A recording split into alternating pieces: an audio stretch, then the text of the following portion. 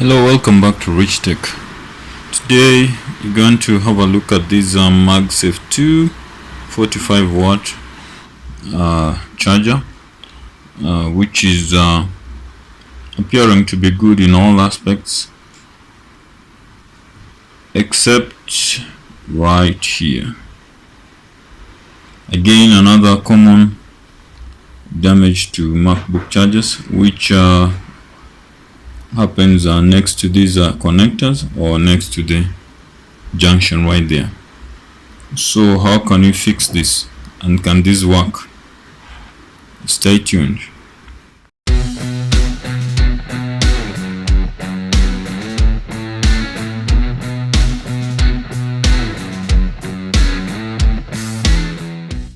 If you're new to this channel, let me take this chance to ask you if you could subscribe, like and share these videos. And without wasting any more time, the first thing we do when you're doing such a repair is to test if this charger is working.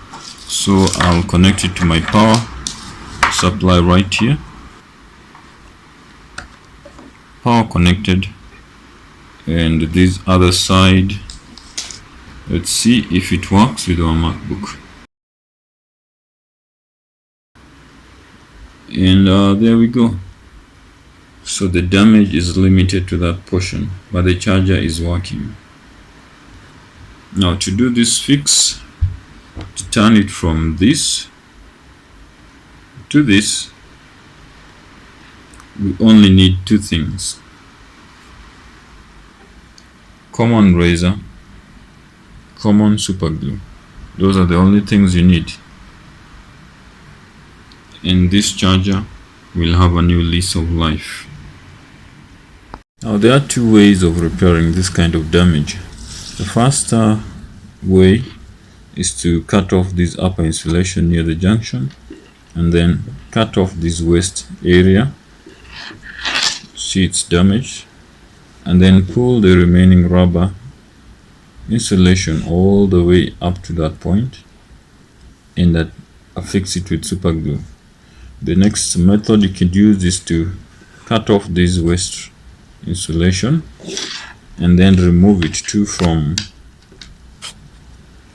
underneath here, and again pull this remaining insulation all the way up to underneath there, and then secure it with glue. So having thought about it, I thought let's go with which one? 1 2 1 2 1 2. Let's go with the second one. We'll clear all this waste rubber just like this, and it's important you identify where your damage ends, because if this damage is all the way back, it may be difficult to pull this rubber insulation all the way here, because you need to have enough rubber to pull, and this can only stretch so far. So if it's this kind of damage, this is okay, this is acceptable, we can pull it up to there. So let's we can see we have some more damage here, the wire is showing, so I'll cut it at this point. And be careful not to cut the wire inside.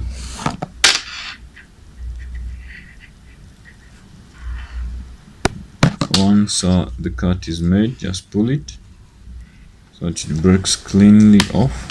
If you need to cut further, do so. Be careful not to cut the wires inside. Pull this off.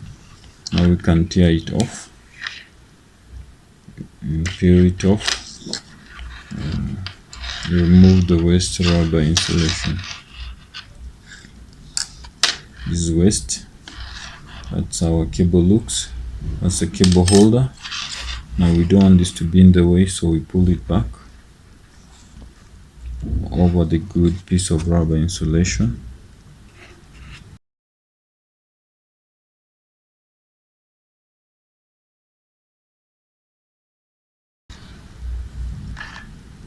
Just like that.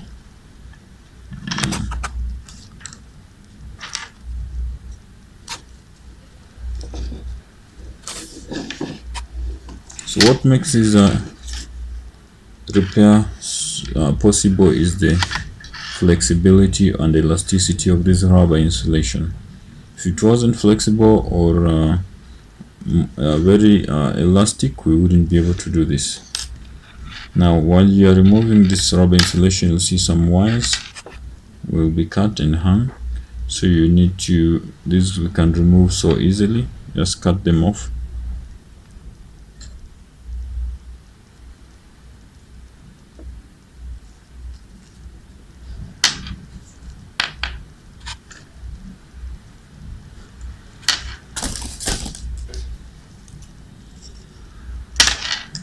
Like that.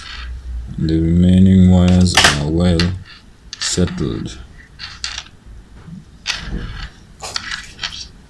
So as I said earlier, we'll use the second method. Let's remove some of this rubber insulation which is spoiled underneath here.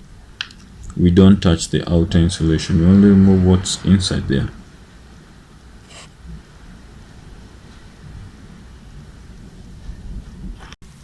Now we've managed to remove enough rubber insulation which was underneath this outer rubber insulation. Now we have enough space to slide this over the bare wire all the way inside here, and that is our point of action.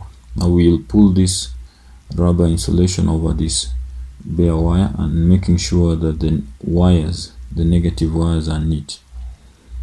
And this is done methodically and slowly so that you don't have any tears. The aim is to cover this space.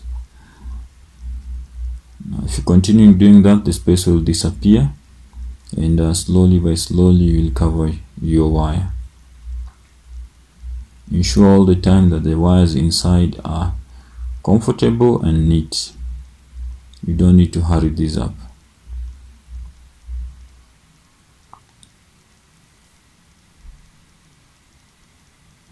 As you can see, this wire is flexible. This rubber insulation is flexible. What remains now is a small distance. At this point, we will pull it all the way underneath the outer rubber insulation near the connector there to see how it will fit once we put the glue underneath here. So it looks okay. Without being told, you wouldn't be able to tell if there is no glue there or this has been repaired. Now we know that it will now fit nicely, so we can go ahead and put our glue. We pull it back and put some glue underneath this rubber, this connector side.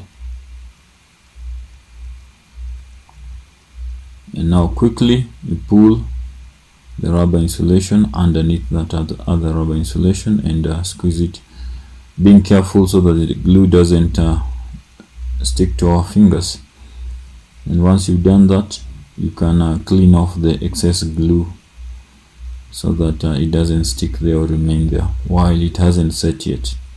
Remember, this is super glue and it holds onto anything firmly. That's the point. Now here is our cable. The junction has been repaired.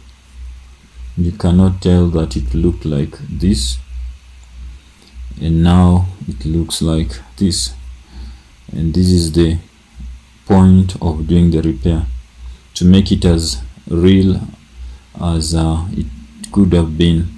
You don't use heat shrink tubing or make it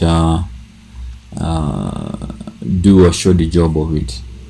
Now this is ready for a new lease of life. Now the only thing remains, we can test it and see if it works. Thank you for watching. Once again, I'd like to ask you to subscribe, like and share, and I appreciate for your time.